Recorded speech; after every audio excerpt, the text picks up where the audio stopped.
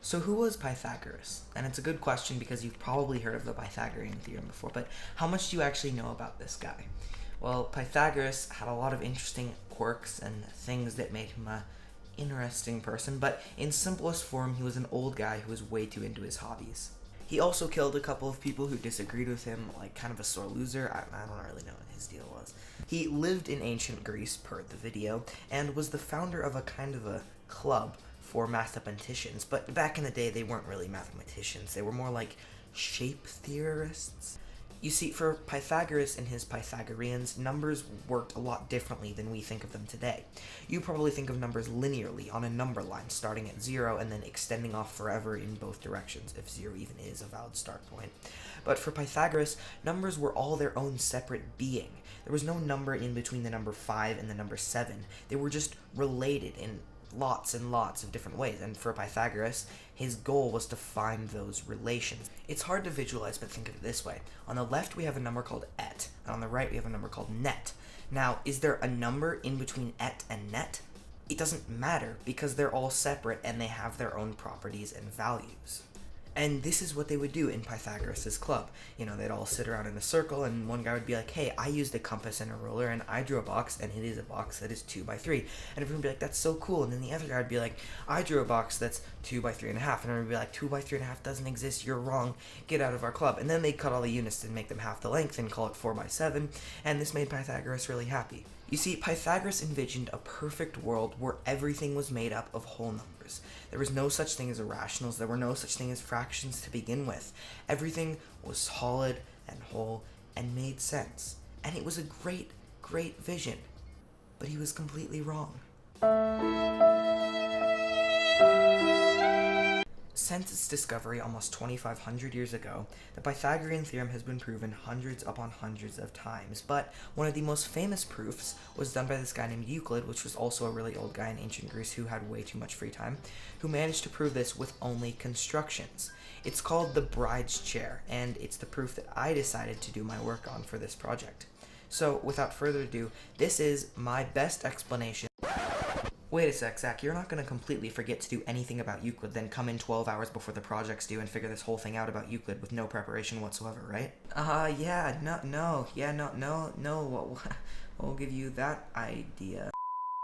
So who was Euclid? Well, it's a good question because you've probably heard of the Euclid. This isn't the right script. Euclid of Alexandria is commonly referred to as the father of geometry. He created many ideas that built on each other in perfect symbiosis to make the geometry we know today. But when I say create, don't take this as he made these completely original ideas all by himself. He rather put them together, and he did do that. He put them together in a book called The Elements by Euclid. This book was so good in every way that it's still used in schools today to teach geometry as he originally taught it. Now, Euclid had a pretty basic idea.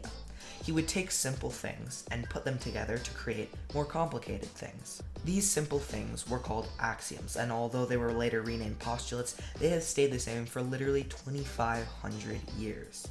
Euclid's compilations of ideas were so good that he literally had a branch of math named after him, Euclidean geometry. That's like Isaac Newton level stuff here, and that's really good for a guy who is basically just a really glorified secretary.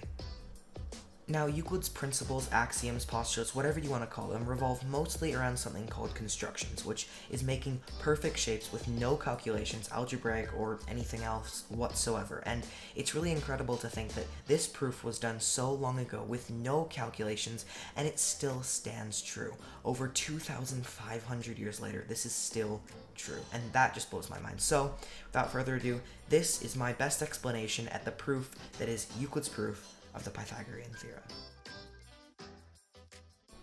Now, the first step of Euclid's proof is to construct this shape here.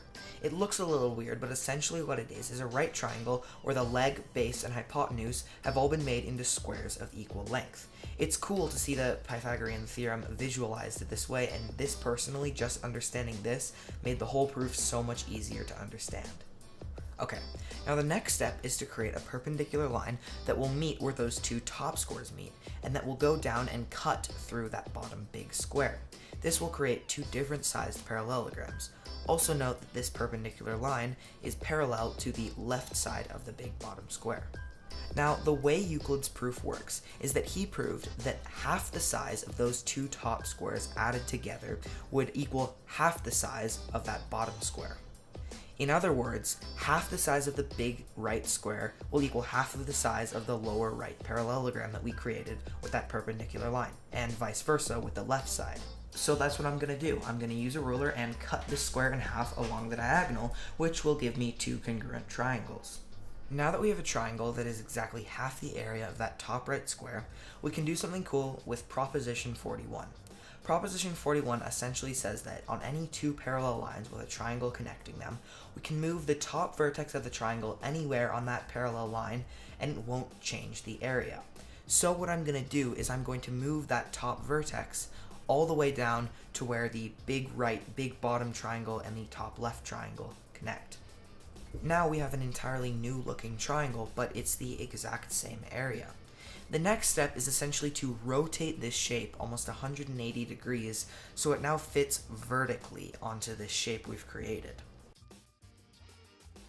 To complete this part of the proof, we just use Proposition 41 one more time and move that top vertex, this time it's more on the left top, but still the top vertex, down so that it meets where we constructed that original perpendicular line. We can see clearly that it makes a perfect half of that bottom right parallelogram, and shows that at least this part of the proof has been done correctly. So we're 50% of the way there. The next part is to just do the exact same thing with that last smaller square. So first we're going to cut it in half like before, and we have a triangle with half the area of that square. Then, like before, we're going to use Proposition 41 and move that top vertex all the way to where the upper right square and the biggest square intersect on the far right. And now, like before, we're going to rotate this new triangle. Which brings us to our final step, just to move with Proposition 41 that top vertex down to where we constructed that original perpendicular line. This clearly shows that this new triangle, again, half the area of square 1, makes up that half the area of that smaller parallelogram. And that's Euclid's proof. We've proved that half the area of those two top squares equals half the area of that bottom square. If you really wanted to prove it again, you could just do the same thing but rotate inside instead of outside, and then that would actually show you. But because we know that it's half, we know that it's whole, and that proves the Pythagorean theorem. And so, by just making some shapes and then rotating those shapes and then changing the shapes of those shapes while keeping them the same shapes, we successfully proved the Pythagorean theorem. So anyway, I hope this was a good explanation. I certainly tried my best to make it make sense, although it may have not at some points. And with that, I say thanks for watching, and bye.